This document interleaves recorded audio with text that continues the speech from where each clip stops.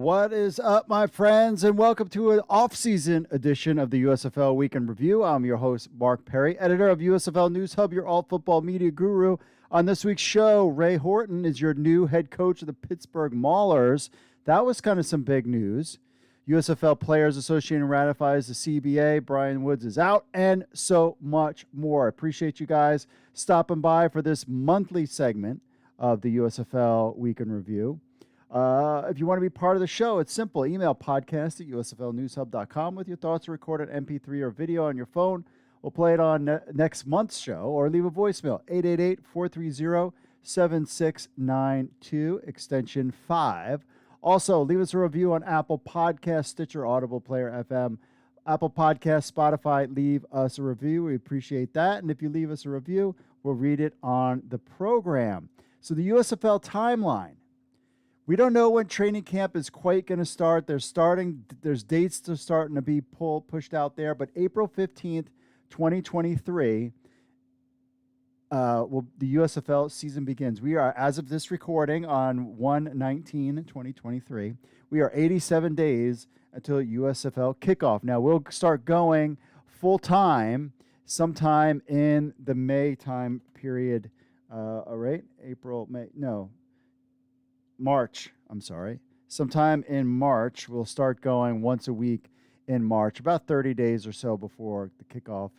We'll see when things start to kind of pick up with the USFL. So we're excited about that coming soon to a field near you, because we've got, now we have Memphis in the hub. I don't know if I'm going with Memphis or New Orleans Breakers. And some of you might be seeing some of the images. You're like, well, the Bandits are gone, so why did you change the message? Or why didn't you change some of the graphics on the podcast? My thing is, I don't know what's going to happen. This whole Michigan talk, this hasn't been hammered out yet. That's kind of the big news that we're going to be waiting on here. Kirby Wilson is out. It looks like the coaching situation is now solidified. It's kind of late in the game, perhaps, because there's talk that the coaches are starting to meet, and they're starting to the USFL is starting to ramp up their season. So we haven't heard where the next location will be. I would assume it's going to be very soon, that third location. And if that third location is somewhere else, there's rumblings of Canton, Ohio. There was talk of Canton, Ohio. There's talk of Michigan. That's been another rumored place out there. That if those things occur, some of these team names might change as well. Like we've got, the Showboats were out. Could the Maulers be on the way out and something else? We'll just kind of have to stay tuned for that. So here's the deal. If you like football, then like and subscribe to our channel. Once the season starts to kick off, we're going to ramp up more content. We're working on a couple interviews here in the works. So if you like this, make sure you like and subscribe to our channel. Hit the notification bell. You get alerted when new content comes out. And let's just give this likes. Let's just get to 20 likes. That's all I ask. 20 likes, subscribe to the channel.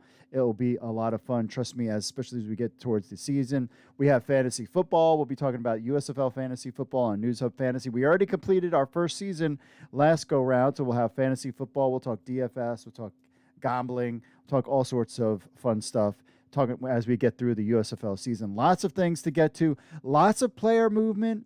There are articles coming out all the time on USFL News Hub about players signing, getting released. There was a big worry in the community about XFL signing all the best USFL players. They have signed some, Kyle Sloter, Jordan Tamu, and there's more in the XFL.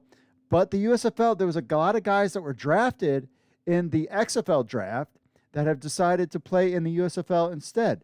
And they're still adding new players. And so there's a lot of movement going on there. But the big stories, of course, is Ray Horton. We'll get into that as your new Pittsburgh Maulers coach. Goodbye, Kirby, and your pizza chicken salad thing. Devon Smith is playing in the XFL. So he has got a job, and Kirby Wilson does not. Just kind of want to point that out there. So we'll get into the news, your social media stuff, and then we will wrap things up. So without further ado, folks, let's just get into the month that was the USFL.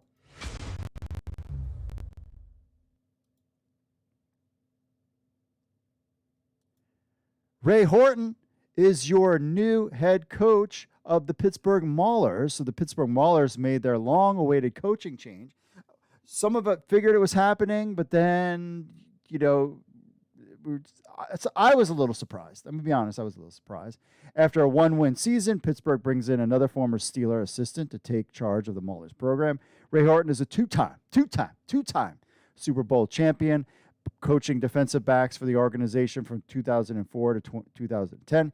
He's also created an impressive resume coaching for 9 different NFL organizations, most recently being the DB coach for the now Washington Commanders in 2019. Horton's experience ranges from being a former NFL player all the way to being a defensive coordinator in the NFL.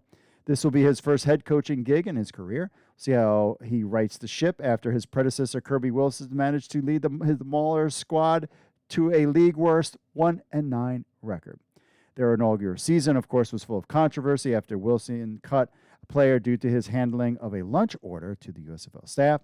The season went downhill from there on out, and Wilson now steps aside for, quote, personal reasons, close quote. Here is a quote here. Let's keep going. So Horton has already begun building his coaching staff, hiring Emerson Martin, former offensive coordinator and offensive line coach from Bonita College, as their new wide receivers coach. Martin is also familiar with the Pittsburgh area as he spent 4 years of his playing career on the Steel City for the Steelers. This won't be an easy feat for Horton, but this team is young and in desperate need of a leader. It'll be interesting to see if Horton can lead this team to victory in a year 2. The bar is low, so expect immediate improvement out of the purple and orange this year. So here's the official press release. The USFL announced that NFL veteran defensive coach Ray Horton has been hired by the Pittsburgh Maulers. He immediately assumes his head coaching duties as Kirby Wilson, who resigned earlier this month. Why did he wait so long? Why didn't he just resign sooner? Was he forced out? Who knows, or what the deal is. Quote, we are thrilled Ray Horton is joining the USFL family as the new Pittsburgh Maulers head coach, said Daryl Johnson, EVP of football operations. He helped the Steelers win 2 Super Bowls as an assistant coach, so Pittsburgh football fans know him.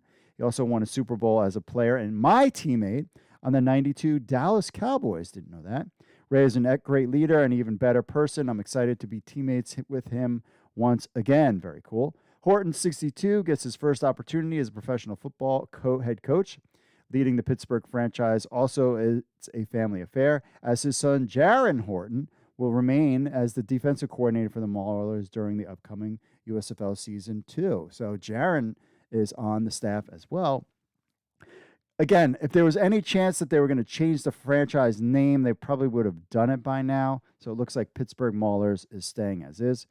He says, quote, I'm humbled to join the USFL as the new Pittsburgh Maulers head coach, said Horton. We're returning a solid core from one of the best defenses in the league, including all USFL safety Bryce Torden and Pittsburgh native Trey Tarpley. As we look for the next great quarterback in the USFL, I'm also excited about our returning offensive core.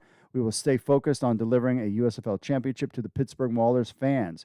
I will say they had some great running backs on that team as well. So a lot of people thought that they would be a great team, and it just didn't work out. Could Horton right the ship? We'll have to find out. Born in Tacoma, Washington, Horton's life has revolved around the game of football. Legendary 1970s prep All-American player, he stayed home as a DB and special teams returner for University of Washington. And in 1983, Horton was drafted by the USFL Los Angeles Express, but ultimately played for the NFL Cincinnati Bengals, who drafted him with the 53rd overall pick. After a stellar 10-year career with the Bengals and Cowboys, Horton turned immediately to coaching in 1994, held various NFL coaching positions for the Washington football team, Bengals, Lions, and Steelers, where he coached the teams won 2 Super Bowls, then became the D coordinator for the Arizona Cardinals, Cleveland Browns, and Tennessee Titans. Most recently, he was DB coach for the Washington football team. Quote, like all USFL coaches, Ray's passion is helping players maximize their talent to become the best they can be, said Johnson. Ray's experience and expertise will help our players and assistant coaches succeed at the professional level. I know he will bring an exciting brand of football to Pittsburgh Maulers fans, close quote. Horton recently interviewed with USFL's coach and selection committee that included Johnston, former NFL coach and current NBC analyst Jason Garrett, NBC Sports executive John Miller and Pro Football Hall of Fame general manager Bill Polian. Bill Polian had something, wasn't he part of the AAF? Quote, Coach Horton left a great impression on everyone on the committee, so when Kirby Wilson informed the USFL that he was unexpectedly resigning, the first phone call we made was to Ray, Johnson said. Horton replaces Wilson, who had been preparing for the upcoming USFL Season 2 until he informed the league officials of his decisions. Quote, due to personal reasons, it is with a heavy heart that I have resigned as head coach of the Pittsburgh Maulers, Wilson said. I want to thank the USFL, Daryl Johnson, and all the football support staff, but especially my assistant coaches and players. A wonderful experience during the history-making first year of the USFL. I will be forever grateful and forever a fan of this professional league. Thank you for believing in me and for providing an opportunity, close quote. So I guess it sounds from everything, he didn't get forced out. He just kind of decided that he didn't want to do it. Seems kind of strange. Johnson said Wilson was a big reason why the USFL is the first major professional spring league in nearly 40 years to complete a successful inaugural season and return for a second year. Quote, I think I speak for everyone in expressing sincere appreciation for Coach Wilson and everything he did to help the USFL complete a successful inaugural season. Said Johnson, more than the head coach of the Pittsburgh Maulers, he was a mentor for other players, coaches, and staff. Kirby Wilson will always have a special place in the history of our league, close quote. So he is the second coach to leave the USFL. USFL kicks season 2 off on April 15th, 2023. So reaction, leave us a comment. I think this sounds like Ray Horton is a good hire. A lot of coaching experience, but again, this is his first head coaching experience. So we'll see how he does here. Remember, Kirby Wilson was a running backs coach. And I think his biggest mistake, Kirby Wilson, was calling the plays. I think if he had an offensive coordinator and he just ran the team, I think he would have been fine, but he chose to be the offensive coordinator. I think Ray Horton is a guy that knows exactly what he needs to be as a head coach. His son is the defensive coordinator, so he's going to keep over those duties. So it'll be interesting to see what kind of staff he hires as they're ramping up. We're at less than 100 days until kickoff of the USFL season. So let us know, what do you think, Ray Horton? Is he the guy to lead the Pittsburgh Maulers from a 1-9 record to a 9-1 record in 2023? We're just going to have to find out. CBA agreement. So following months of negotiation, the USFL and player representation have approved a new 3-year collective bargaining agreement. In collaboration with the United Football Players Association and the United Steelworkers, the players were able to push for increased benefits heading into year 2 of the USFL, set to begin in April of 2023. Eric Jackson had the story from Sportico. So per the Sportico report, among the added benefits are an increase in players' salary from $4,500 to $5,350 per week, $150 going towards a 401k package, and $2,500 towards inactive players on all team rosters. These changes are significant as the player pay per week is higher than the XFL's weekly payout of around $5,000, and the inactive players' compensation is greater than the XFL's at $1,500 per week for game day rosters. The new deal also grants a big thing that was a sticking point for the players was $400 in housing allowance, a major hang-up in the previous year when players were initially expected to front the living costs. With the league officially moving to 2 hub city locations and potentially a third in next spring, the housing situation now looks to be more settled for the league's approximately 350 players. Now, changes. Weekly win bonuses will not be part of the benefits allocated in the exchange for the increase in pay.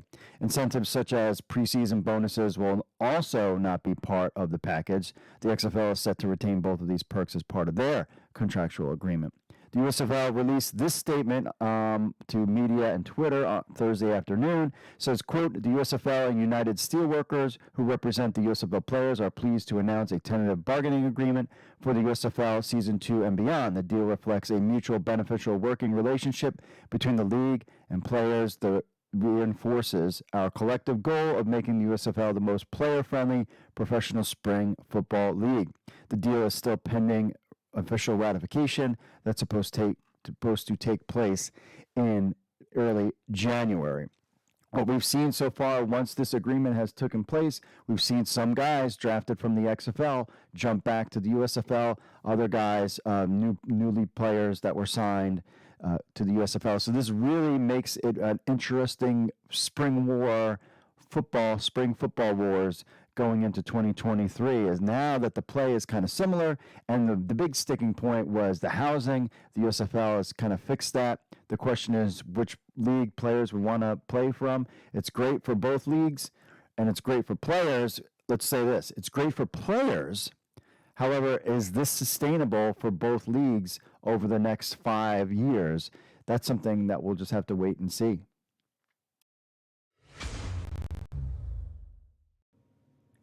USFL President Brian Woods steps down. It's kind of a surprise thing just before the year closed out. So with 2022 year coming to a close, it looks like the USFL will be looking for a new president of football operations in 2023. USFL News Hub has confirmed that Brian Woods has stepped down as president of football operations. In January 2021, Woods reached out to Fox Sports Chief Executive Officer and Executive Producer Eric Shanks about bringing the USFL to Fox, bringing it back to life. Months later, Fox announced the new United States Football League would begin play in April of 2022. Fox would partner with NBC to cover the games for the inaugural season. The league overall was a success, and they crowned the Birmingham Stallions as its Season 1 champion. Season 2 will return and expand, this time with 3 hub cities in Birmingham, Memphis, and a rumored Michigan location. Woods founded a showcase development football league before that called the Spring League that ran from 2017 to 2021 before bringing back the USFL with Fox. So as to say, he's stepping away for family reasons and left on his own accord. Now, what's interesting is on December 31st, the USFL year, quote unquote, ends as players who sign one-year contracts, those expire. So no word on who the league could bring on board in 2023. Will Fox choose someone in-house or go outside and land people like former XFL president and COO Jeffrey Pollock? The USFL has 4 months to kick off when Season 2 begins on April 15th. So how does this impact things? Will they bring in somebody that is connected in the Fox world, or do they go somebody outside with experience like Jeffrey Pollock? There could be others. Let us know who you think they should bring in the comments. Oliver Luck he was kind of the commissioner. He wasn't president of football operations. Do they bring another former XFL person we haven't heard of? Do they bring somebody from the CFL or Fan Control Football? Like, who knows where they're coming from? But they have 4 months to get the league going. They're still trying to lock down what's going on in Michigan, and they need a president of football operations. So let's hope in the new year we get a new person that comes on board.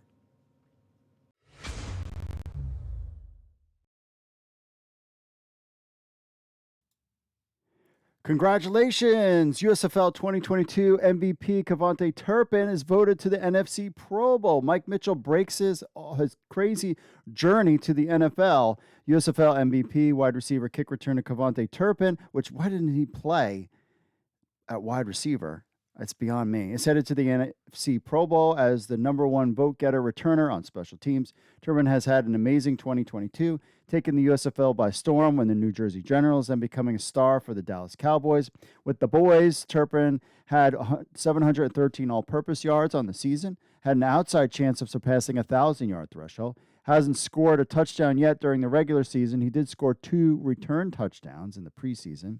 However, through 14 games, Turpin has averaged 23.7 yards on 18 kick returns with a long of 63 yards and 11.9 yards on 22 punt returns. Turpin has had 2 returns for over 40 yards and 14 over 20.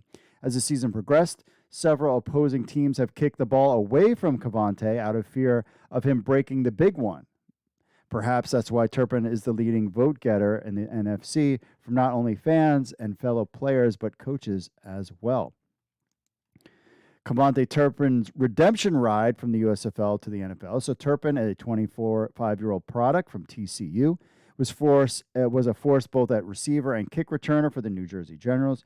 He was a threat to score every time he touched the ball. The versatile Turpin was an explosive playmaker who helped the Generals become the league's top-rated offense on their way to a 9-1 regular season. Cavante led the league in receiving yards, 540, and yards after catch, 316. He accomplished this despite being targeted only 53 times, well behind league leader Lance Lenore of Michigan at 88 targets, who coincidentally has signed on with the Cowboys' rival Philadelphia Eagles this summer. Turpin appeared in 10 games with the Generals, registering 44 receptions for 540 yards, led the league. 4 receiving touchdowns, second in the league. 23 carries for 129 yards and 1 rushing touchdown. He accumulated 921 all-purpose yards, 12 punt returns for 184 yards and 1 touchdown. Was named the league MVP of the inaugural USFL season. Turpin is one of nearly 60 USFL players who signed NFL contracts in 2022. 21 of those players currently reside on NFL rosters as the league pushes towards Week 16, or now we're in the playoffs. But there was never any doubt for the moment the USFL season ended that Cavante Turpin was headed towards stardom in the NFL. Fitting enough, the USFL's biggest star in 2022 ended up in the Lone Star State with the Dallas Cowboys. Dallas, remember, you got Daryl Moose Johnson as part of the USFL, so I'm sure that helped a little bit.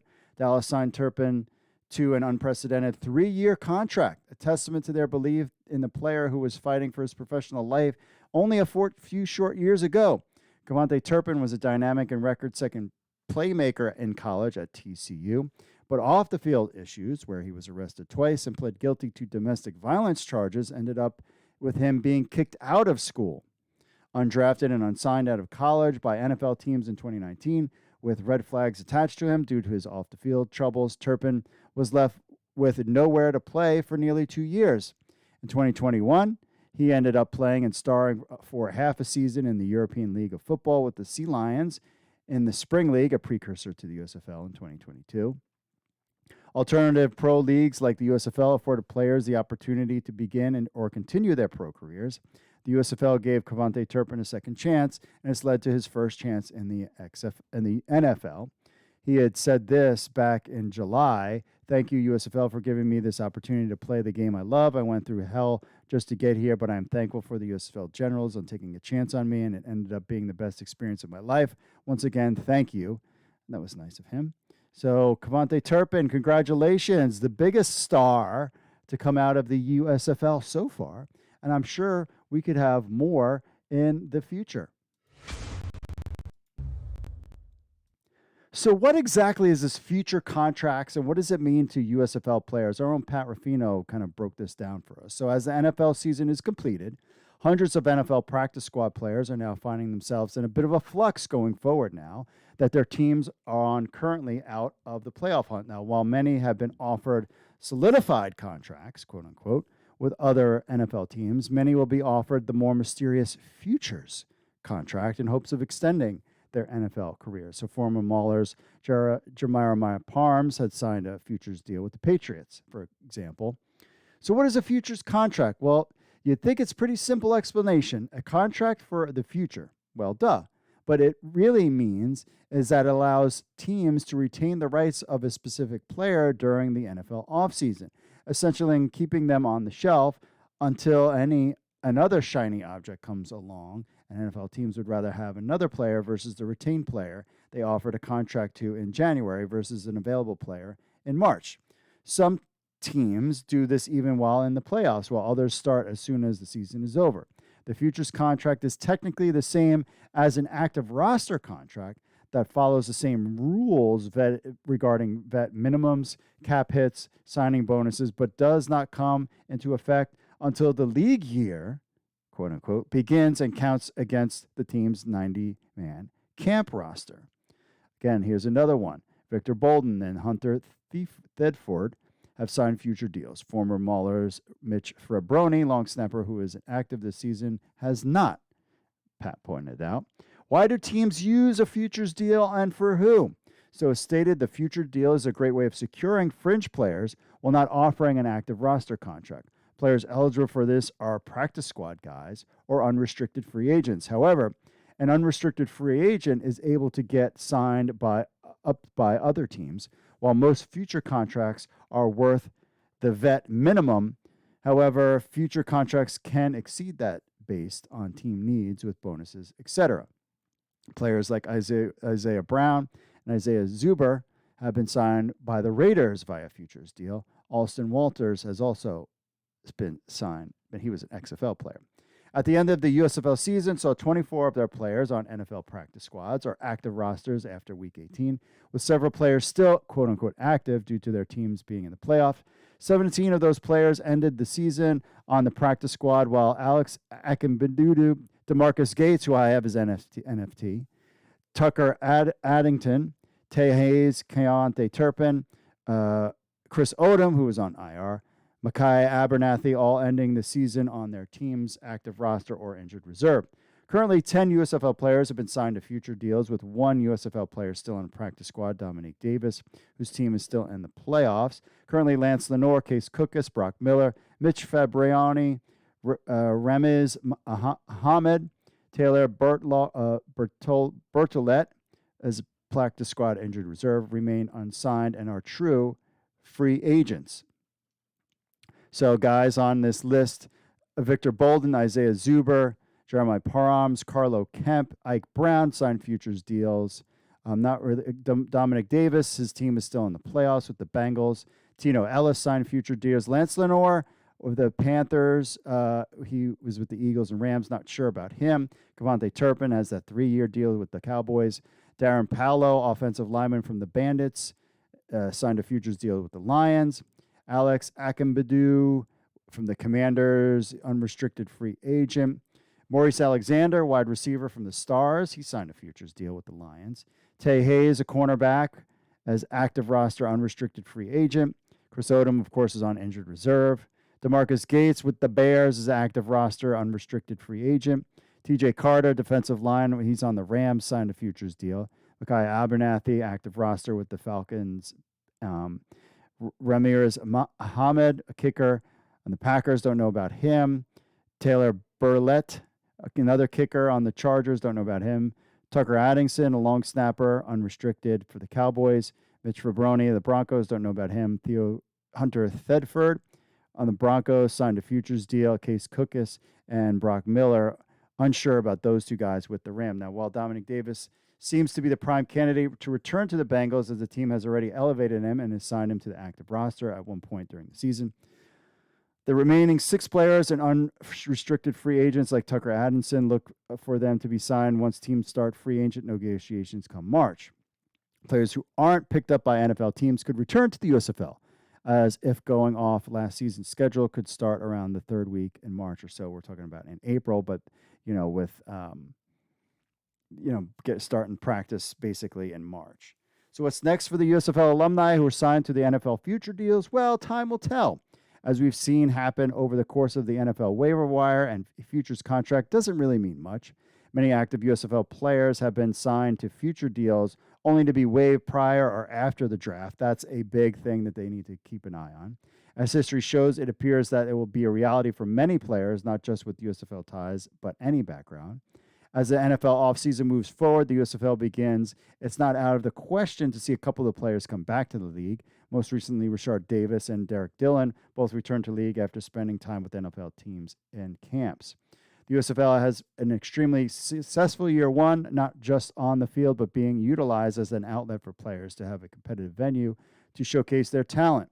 With 57 players earning NFL opportunities, it's evident that 40 to 50 players in Season 2 will granted a chance to ascend to the NFL in the coming season. As more teams continue to go through the process of future contracts, it's quite possible that not only could more USFL players be granted opportunities, but also the USFL may be able to sign NFL-level players for 2023. Overall, despite the uncertainty of future deals, the fact that multiple USFL players have been offered these deals and other players had finished the league on the active roster bodes well for the league's ability to evaluate NFL-caliber talent for future construction of their rosters. So this is something that you have to keep in mind. These guys are on teams now. We would love to see them, not only would you like them to succeed in the NFL, but heck, we would love to see them come back to the USFL because these were great players. We'll have to see what happens. There's a lot going to happen between the draft, especially I agree with him that Pat Ruffino, that a lot of these guys will probably get cut potentially when draft happens. And we'll just have to kind of keep an eye on, do they decide to go back to the NFL practice squad thing, or do they, if they get cut, camp doesn't start for these guys for a while, they might just head back to the USFL, play another season, and then maybe get picked up again. And hey, you made that NFL money, then you get to take a little break, make some USFL money, and then go back to making some more of that NFL money. Not bad for a year's worth of work. Our main man, Mike Mitchell, put this one out there that players like Josh Rosen should seriously consider playing in the USFL. We've all heard about him. He's been a name that's been out there in the alt football world. Any player, or particularly a quarterback that is looking to start, extend, or revitalize their playing career needs to seriously consider playing in the USFL. Players like Josh Rosen should consider, is what Mike Mitchell is talking about. In some circles, that suggestion or that headline of this article reads like an insult. Anytime an NFL QB or player struggles, if you frequent the social media comments section, which can be futile exercise, you will see several people suggest said player should be demoted to a spring football league as punishment. See this all the time. Sometimes if a player is receiving a thorough dragging as a failure on social media, see that a lot. Someone will write that said player is not even good enough to start in it, insert any spring league here. The New York Jets' Zach Wilson instantly comes to mind right now before Baker Mayfield partially redeemed himself in Los Angeles at the end of the 2022 NFL season. He was, of course, the number one target of that type of vitriol.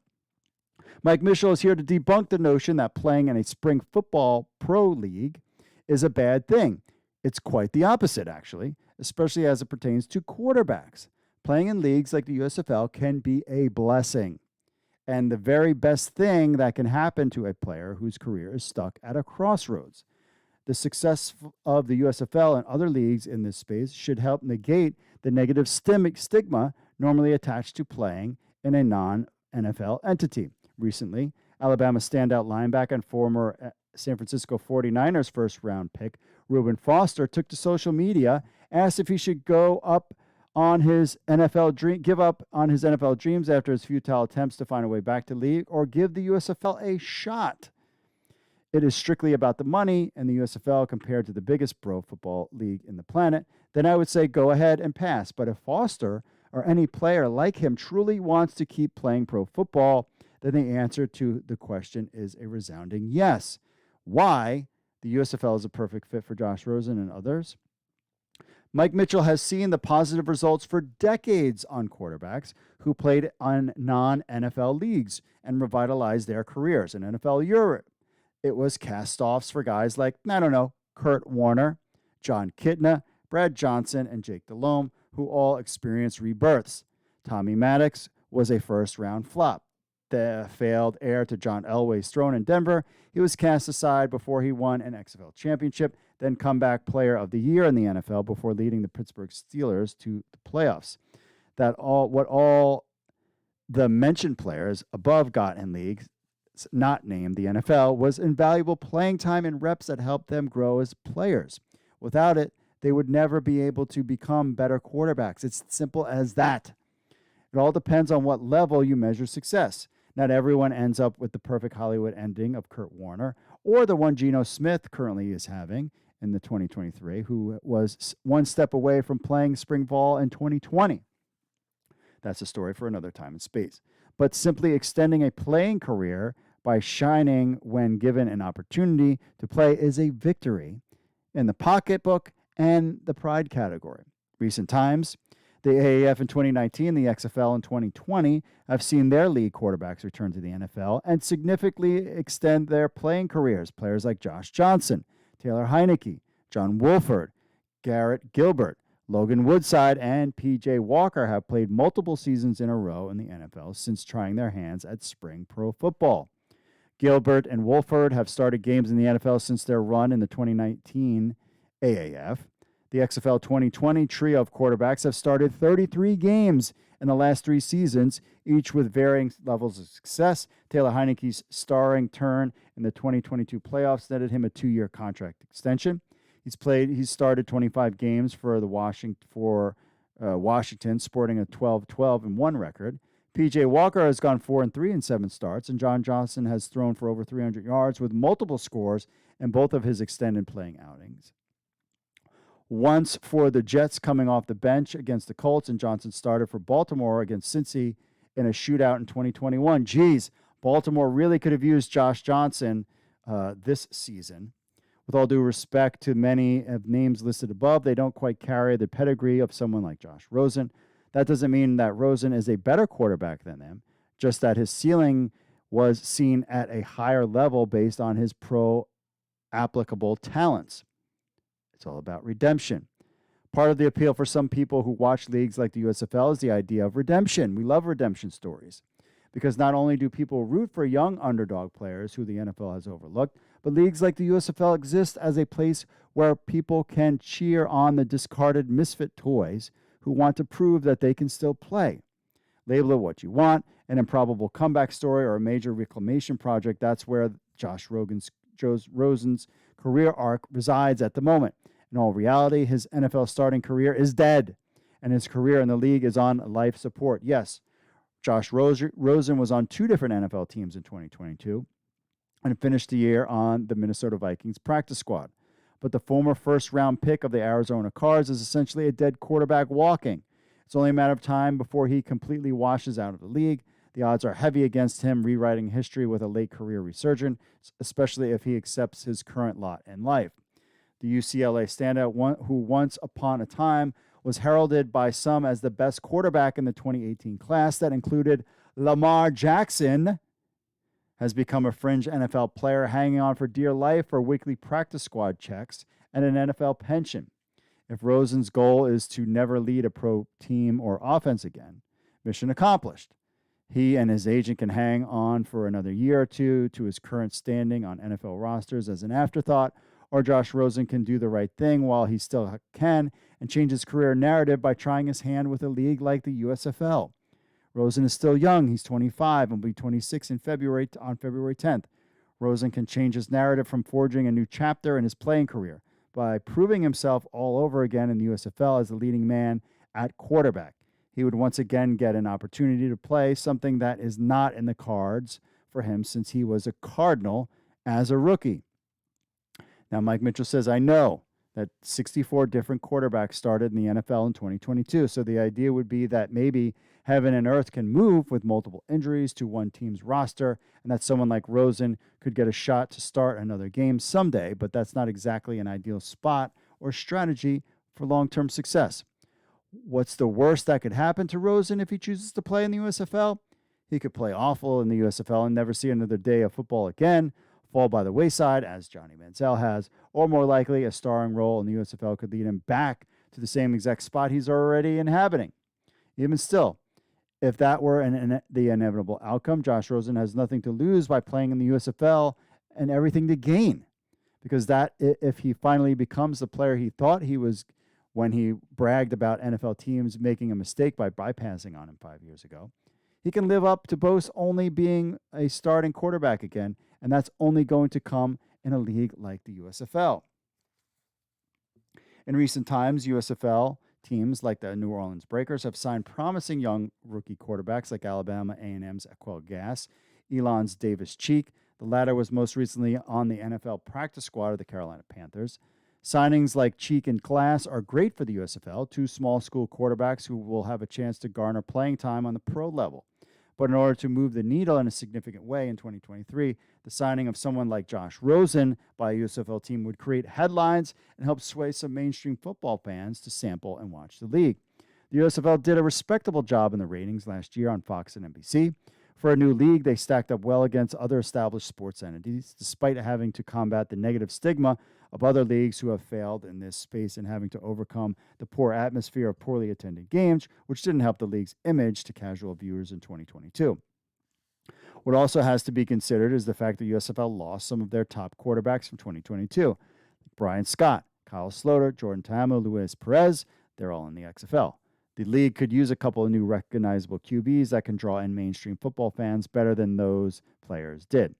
The go-to suggestion by NFL fans for leagues like the USFL is to sign Colin Kaepernick, but quite frankly, unless one of the world's richest out-of-work quarterbacks decides to check his ego and salary demands at the door, as great as the attention derived would be, I can't see a scenario where the Nike-sponsored martyr chooses to play for the love of the game. He should, but he won't.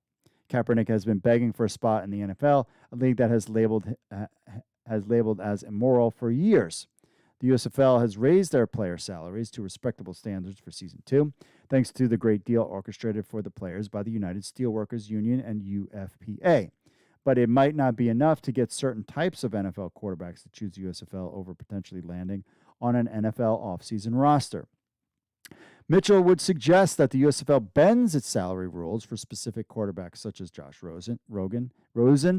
Leagues like the USFL are only as good as their quarterback play, and players like Josh Rosen are worth the added investment because of the added eyeballs they would bring to games. The signing of Rosen would provide the added allure to season 2 of the USFL. At some point, the Main Street football fans and media members will be more open-minded and recognize the value of spring pro football leagues like the USFL for prospective players like Josh Rosen, who want to change their career trajectory and write a new chapter. The time is now. What do you think? Should the USFL make a big push to sign a guy like Josh Rosen? Do you think, is there any other quarterbacks that you could think of that could help themselves by playing in the USFL? Leave that message in the comments.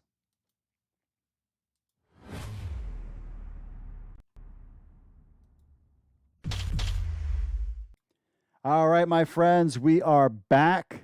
Let's take a quick look at our social media stuff. We always like to check in with our friends on the social medias. As always, first, let's take a look at our Facebook about the former Stars wide receiver Maurice Alexander stays in Detroit. Andy says, sad for the USFL, but I'm happy for Maurice. I will still watch the USFL no matter what. I love the USFL, and it is great to watch football in the spring. Agreed. There's going to be a lot of opportunities to watch a lot of football in 2023 with the XFL, USFL, CFL, fan control football, even Major League Football says they're going to do something, but we'll see about that. On to the Instagram. About the USFL and Memphis Showboats set partner with Sullivan Branding for the 2023 season. What is that going to do? Well, it's just another branding partner to help them market the Showboats in Memphis. Remember, they're trying to sell tickets. So I think the USFL is a bit smarter than the NFL or the XFL in this respect, because I am concerned with the XFL's hiring of all these people. What are you going to do in the offseason? If you can farm out this stuff, then they're just doing their job. They're getting a cut of the action, and then they're off the payroll. I mean, the problem why all of these leagues has failed has been that it's spent too much money. And I'm concerned that at this point, see what the Fox and USFL, I think, is doing right. Bring people on for the season. Then once the season's off, workers then move about the country doing other Fox things. Then the season ranks up. They bring them back in the USFL, and then they're back in the Fox. At the XFL, they're going to have to, once the season's over, once your 5-month season is over, then the XFL keeps these guys on the payroll. What are they going to do? That's why I think the USFL, to me, knowing the history of failed spring leagues, it's been the amount of money, and the XFL is spending a lot of money. So having a partner like the Memphis Showboats partnering with the Sullivan Branding to do the work rather than bringing it in-house and outsource it, I think is not a bad idea. By the way, have you seen the United by Football commercials during the playoffs? Coach Billa says fire. So, yeah, I saw this the other day. So they are promoting the USFL on Fox and NBC, which is great to see. So very excited about that. On to the YouTube comments. Let's go through some of them here. Jordan Williams says, I'd like to see each league grow and then have its league's championship play the other spring league championship. That's not going to happen because, there you go. It's not going to happen. How about we do this? We'll do split screen. It's not going to happen because they play at different times. If they merge, that's always been the kind of thing is like, are these leagues going to merge someday? Sean says, this sucks, talking about the Tampa Bay Bandits moving to Memphis. We lose the Bandits and Vipers. Well, y'all just lost a city and a world-class stadium. Congratulations. So Sean is upset that they lost two teams. But supposedly Tampa Bay Bandits could return. That door was still open. Joe Faber says, does any know the stipulation on the agreement about the trademark stuff? Can the USFL use the old uniforms and logos? I know that that's something out there that they're talking about that potentially they could go back to using again, but I'm not too sure what the plan is right now. But they could do it. They could technically do it. That was part of having this agreement. Badger Din says, I like Jeffrey Pollock. He's a good guy. Me too. I think he would be a good fit for somebody in the USFL, maybe take Brian Wood's place. Jihad King with a bunch of other stuff says Oliver Luck should take this position, not a XFL 3.0 returning as well. And with Luck running the XFL 2.0, H3 should call D, Garcia, and DeRock about a mutual merger. That's I always leave that possibility open that the XFL and USFL might merge down someday. But they might right now in the next 3 years. Who's going to stay in business? TPP Witter Gig 224 says, now that Fox News Network screw the Tampa Bay Bandits and their fans, it's time for Buds to abandon ship. Oh. I don't know about that. Let's see, what else did he say? Abandoned ship event. Will Darren Johnson be next? No, I think Moose is in for the long run. He's a Fox guy. He's not going anywhere. All right, so there is the our stuff on there. Let's see. Let's get to some emails.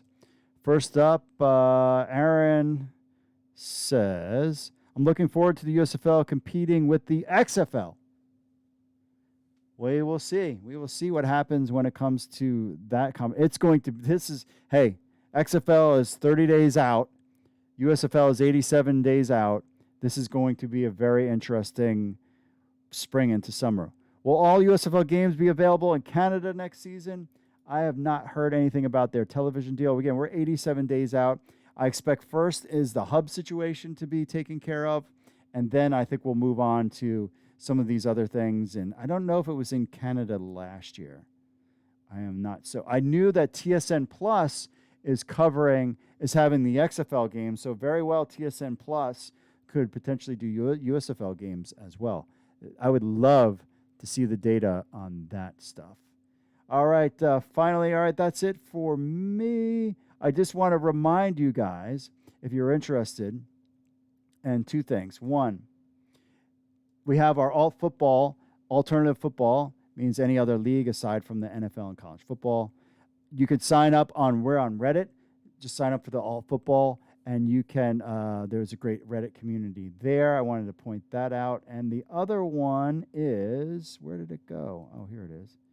I'm going to move that sucker. Let's see here. The other one that I wanted to point out was you can play fantasy football. News Hub Fantasy. We have XFL leagues forming right now. I will let you know. You guys will be the first to know when we start opening things up for the USFL. But right now there's no rosters, so this season is closed. But you could create an account, play some USFL or XFL fantasy football to kind of gear up and learn the system. Because some of these players, I wouldn't be surprised if there's guys in the XFL that wind up playing in the USFL also. I haven't heard that, the XFL is forcing their people to sign, 2-year deals or an exclusive contract. I always thought it was kind of like a one and done kind of thing with the XFL, that they could play anywhere they wanted as soon as the season was over. That's the Indoor Football League. That's the USFL. It's going to be a real crazy starting in February. It's going to be a crazy couple months. Stay tuned to us. Make sure you like and subscribe to the channel. Appreciate you guys hanging out with this time. We got there'll be more news breaking and stuff like that. So stay tuned to USFL News Hub for all of that stuff. And remember, if you want to be part of the show, Email podcast@usflnewshub.com with your thoughts or record an MP3 or video on your phone. We'll play it on next week's show. 888-430-7692, extension 3. As always, and please leave us a review on Apple Podcasts. We'll read it on the show. That helps us out a ton. All right, my friends, that is it for me, folks. Thanks for listening. As always, mahalo.